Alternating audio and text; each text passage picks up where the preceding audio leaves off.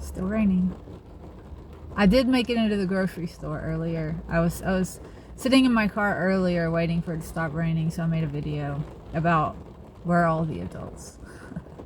And it stopped raining. I got my groceries. I got back to the car. I drove down the street to a cafe because I want to make some art today, because clearly I'm not going to be playing outside. And by the time I parked, now it's coming down like a deluge again. So gonna make another video because I'm gonna be sitting here for a minute, because I don't want to go into the cafe looking like a drowned rat, freezing my butt off with AC blasting on me. So I want to talk about, I've made many videos about technology, our relationship to technology, appropriate technology, inappropriate technology. I believe many of our technological advances are way overboard, very inappropriate, and cause more problems than they do good.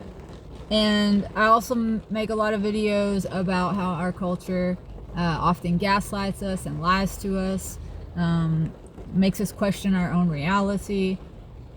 Okay, well, these things come together sometimes, you know, technology and gaslighting and control and coercion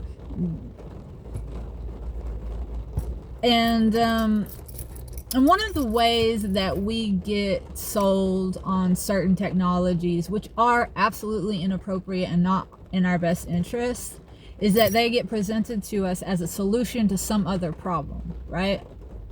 And it's not taken into consideration the long-term consequences down the line. Like, what often happens is these technologies end up causing more problems. Problems that are far more consequential and devastating than the problems that they are presented to us as solutions for in the short term.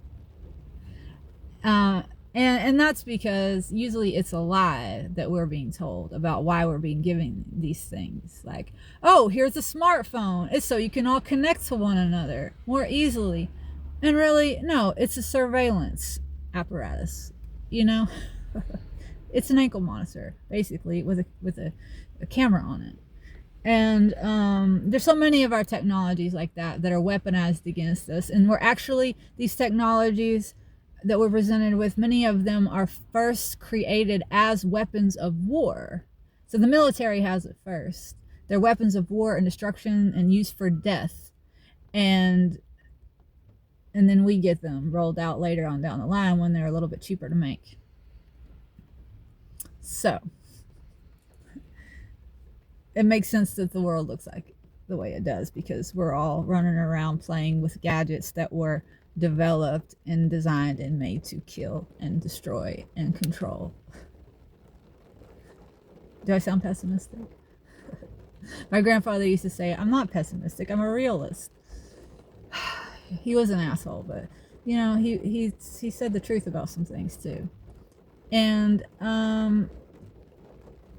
I'm pretty pessimistic in terms of our relationship to our technology and the line that we're being fed, the lies that we're being told about why we need these technology, like how they will improve our lives. And you know that saying, like, a spoonful of sugar helps the medicine go down? Well, a spoonful of sugar helps the poison go down too sometimes. You know, like, nobody's going to take a spoonful of arsenic if they know it's arsenic. And this is like, we're presented with these technologies, like, okay, Nuralink, it's being presented as like, oh, we developed this so that people who are blind or deaf or paralyzed, they will be able to reactivate these neurons and their nerves, and you know, the technology is going to merge with the biology, and it's going to reinstate and restore their ability to talk or see or hear or walk or whatever it is. It's a medical device. It's going to improve the quality of our lives. It's going to help save lives.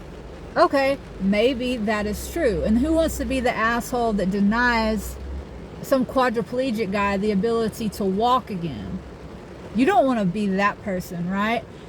But in reality, yes, maybe these things, these technologies like Neuralink can be used for some good, but ultimately the reason they need us to adopt these technologies is to further take away our autonomy, make us reliant upon these systems so that we can be controlled.